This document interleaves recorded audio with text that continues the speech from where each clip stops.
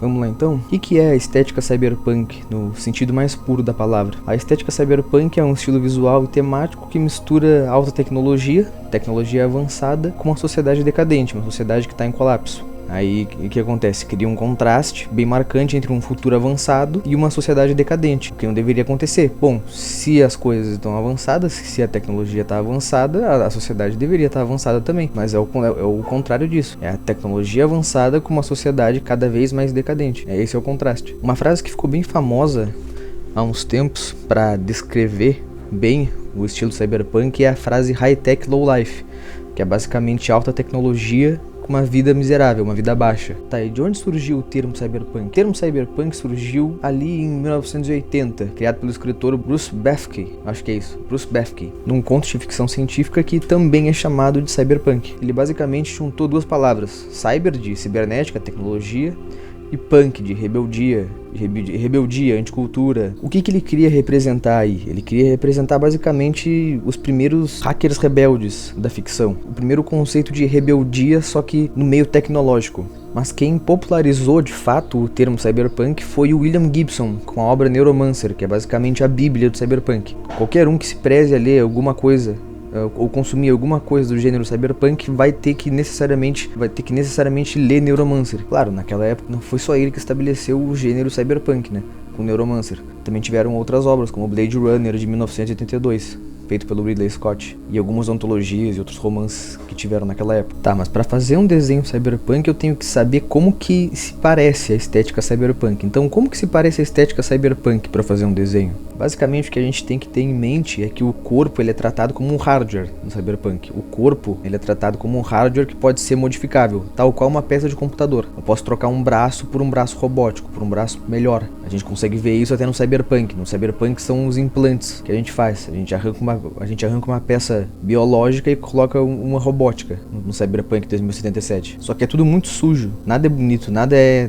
parecido com a estética solarpunk, nada é limpo demais, é tudo muito sujo, é tudo muito cheio de detalhes, é como se fosse cru, é como se pegasse uma peça de metal e destrinchasse ela toda, porque tu basicamente tá vendo o interior dela, porque não tem nenhuma camada de proteção em cima, porque não existe preocupação com proteção, porque tudo é descartável. Isso a gente vai ver mais lá na frente, como tudo é descartável na estética cyberpunk. Então a gente vai ter muita coisa mecânica, por exemplo, braços mecânicos, muitas placas metálicas expostas, junto à hidráulica, com muito fio à mostra, com muito detalhe. Tem muito detalhe nessa estética, que é tudo muito jogado, é tudo muito ao relento. Acho que deu pra entender bem a ideia que eu quero passar aqui, e que eu também vou passar nesse desenho. Só que vamos deixar bem claro, no cyberpunk não é robô total, não é completamente robô que nem a gente vê, por exemplo, em Exterminador do Futuro. É basicamente humano modificado por necessidade, não por estética. Então não é totalmente robô. Claro, existem algumas exceções, como o Adam Smasher também, de Cyberpunk 2077. O Adam Smasher de Cyberpunk 2077 é um cara com 99% do corpo modificado.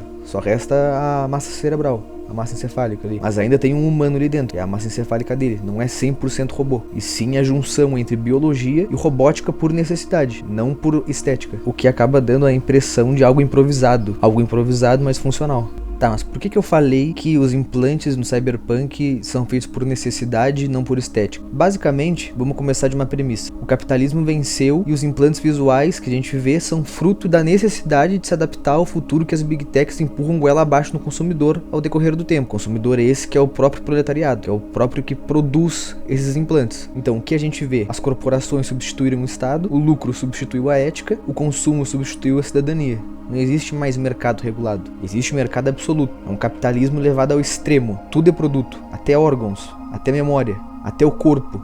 O corpo vira um produto, tanto que o corpo agora virou produto de linha de produção. Agora o corpo também pode ser visto numa linha de produção. Então os implantes não são luxos. Existem implantes elegantes e premium, só que eles pertencem à elite corporativa. Esse sim, a gente pode ver uma certa elegância no design do implante. Mas o que a gente vê na arte, as próteses expostas, mecânicas, com neon, esse pertence ao proletariado urbano, aquele que se adapta como pode. Aí os implantes viram ferramenta de trabalho precarizado, de autodefesa, sobrevivência, comunicação essencial e emprego em megacorporações. O trabalhador não coloca um braço robótico porque fica estiloso, ele coloca porque ele precisa de força para trabalhar 16 horas por dia ou perdeu o braço num acidente industrial, e os implantes são mais baratos do que plano de saúde. É a única forma de competir por um emprego. Tem até um anúncio, na verdade, no Cyberpunk que é assim, né? Que é o cara trabalhando com as mãos normais, as mãos biológicas que a gente tem, e aí ele olha pro lado e tem um cara trabalhando 2 vezes mais rápido que ele, com mãos robóticas. É basicamente uma corporação tentando vender o implante pra ele.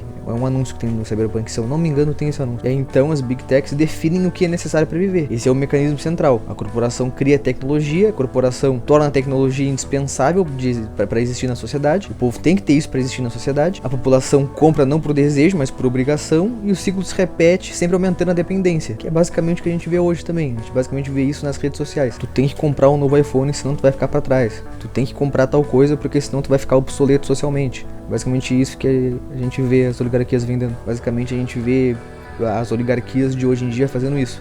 Só que em Cyberpunk isso é levado ao nível extremo. Enfim, na estética Cyberpunk a gente consegue ver mais explicitamente como que funciona a engrenagem do capitalismo. O de cima sobe, o de baixo desce, o rico fica cada vez mais rico e o pobre fica cada vez mais pobre. E o fim disso, o endgame disso, é o Cyberpunk. É a extinção das classes médias. Só existem 2 classes, a classe baixa e a elite. O lixo tecnológico vai pra classe baixa, enquanto a tecnologia bonita e requintada vai pra elite. E dá uma certa estranheza, até um certo medo falar disso, porque parece que é basicamente pra lá que a gente tá indo. É pro Cyberpunk que a gente tá indo. As notícias que a gente vê, por exemplo, aquela época que o Mark Zuckerberg tava com as ideias de fazer os funcionários dele tirarem férias virtuais, ao invés de tirarem férias, de viajarem para os lugares que eles querem ir, eles viajassem pelo metaverso, por dentro do metaverso. Cara, isso é insano. Que porra é essa? Consigo lembrar de um monte de notícia assim. Tipo aquela notícia também que tinha alguma startup aí inventando algum dispositivo pra fazer a gente ter sonho lúcido. Pra gente ter o sonho lúcido, e pra quem não sabe, o sonho lúcido é basicamente o sonho que a gente consegue controlar. Pra gente ter sonho lúcido, pra gente poder trabalhar dentro do sonho, pra gente poder trabalhar enquanto dorme. Ou também aquela também tentando replicar carne com DNA. Pegando teu DNA, tu consegue replicar a tua carne. Aí basicamente fariam isso com carne de famoso. Eu acho que isso foi mais uma pegadinha, foi mais uma hoax, que essa ideia é absurda, mas do jeito que a coisa anda eu não duvido de nada também. Ou aqueles vídeos também daqueles robôs da Boston Dynamics correndo, pulando, fazendo coisas de ser humano. A gente olha e pensa, caraca, ó, que legal, que foda, que maneiro. Ou o vídeo daqueles cachorro robô também, que a gente olha e a gente vê os caras chutando o robô e o robô não cai de jeito nenhum. A gente pensa, ó, que foda, que legal. E aí então a gente vê o vídeo desse mesmo robô com um fuzil nas costas atirando. Esse vídeo existe, esse vídeo é real. Só não é da Boston Dynamics, é de alguma outra coisa, acho que é da China, eu acho. Mas existe, é um vídeo de um robô, de um cão robô atirando com um fuzil nas costas. Imagina então quando isso for ativamente usado pra guerra, pra questão política, pra questão de guerra, pra questão de conflito. O quão mortal não vai ser essa tecnologia. Dá pra citar vários exemplos, como também o exemplo da BlackRock, que tem vários ativos comprados no mercado imobiliário para aumentar o preço do aluguel, e então tem aquelas pessoas que vivem em apartamentos do tamanho de caixa de sapato no Japão, pagando uma fortuna para morar em condições terríveis. E aí essa a gente pode fazer um paralelo com outra obra de ficção que não é Cyberpunk 2077, mas também é uma obra muito influente, que é Akira, que tem aqueles prédios que são extremamente grandes, gigantes, e eles se encontram em cima e meio que criam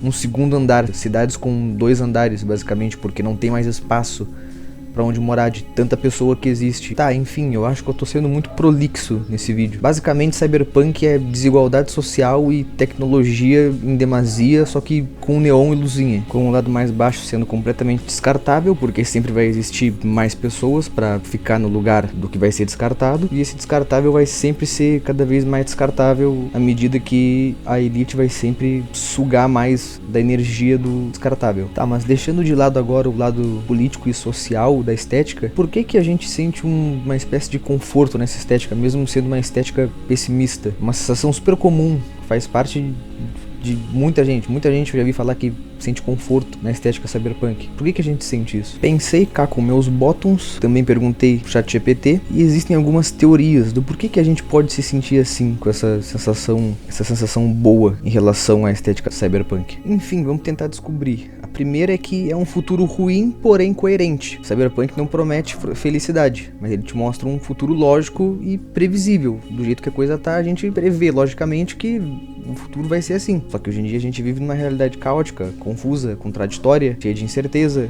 com a tecnologia descontrolada, com a desigualdade explodindo. A gente não sabe como é que vai ser o futuro. Basicamente, imagina perguntar para uma pessoa de 2015 como que ela imaginaria o mundo em 2025. Com certeza a resposta dela não refletiria com o que a gente tem hoje. O salto tecnológico que a gente deu foi bizarramente grande em qualquer período da humanidade. Pega de 1980 até 2000, ou dos anos 2000 até 2010, ou de 2010 até 2020. Qualquer um desses anos tiveram saltos tecnológicos gigantescos, cheios de incertezas. Não tem como ditar qual vai ser a próxima tecnologia que vai dominar a próxima década. O Cyberpunk pelo menos nos dá o privilégio de ditar qual vai ser a tecnologia. Então o Cyberpunk pega tudo isso e diz sim, vai piorar, mas vai piorar exatamente desse jeito aqui. Eu acho que essa previsibilidade que dá conforto. É como se a gente saber que vai ser assim nos desse conforto, por ser previsível. Também a estética sombria transmite uma sensação de abrigo. O Cyberpunk ele tem uma chuva constante, uma noite eterna, as ruas estão sempre molhadas e cheias de neon,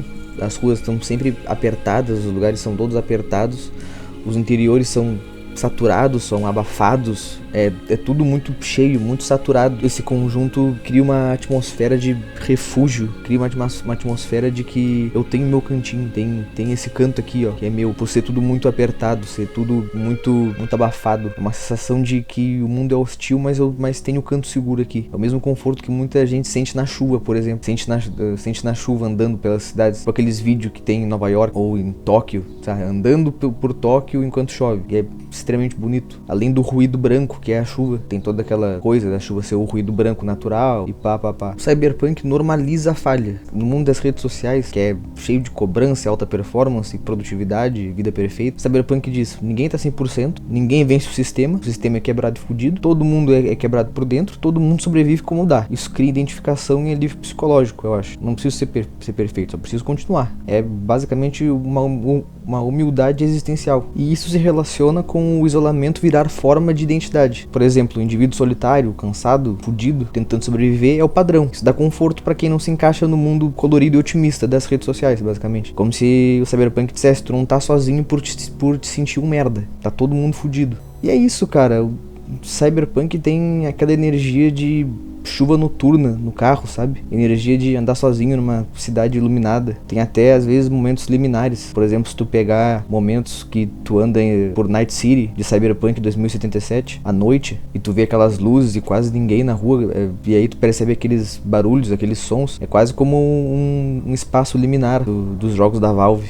Traz uma sensação nostálgica e ao mesmo tempo estranha. Eu acho que isso pega muito no Cyberpunk também, essa sensação reconfortante e estranha, nostálgica, principalmente também no Blade Runner 2049, essa coisa do neon. O neon traz um conforto muito estranho naquele filme, traz um conforto muito estranho. O neon por si só é confortável por algum motivo. Um quarto com neon fica mais confortável, sei lá que seja o motivo disso. Talvez lembre festa, talvez lembre ambiente com pessoas. Não sei dizer. Bom, pra terminar o vídeo, eu acho que o Cyberpunk pra mim representa isso. Representa a insignificância da raça humana como ser social e político. Não importa o quanto a gente lute, é impossível vencer o sistema. E também é confortável ao mesmo tempo. Ao mesmo tempo que dá medo do futuro, também traz conforto pelo futuro. São dois lados de uma mesma moeda. É o medo e o conforto. E a estética por si só é bonita também, né? Pô, robozinho, implante, pô, massa.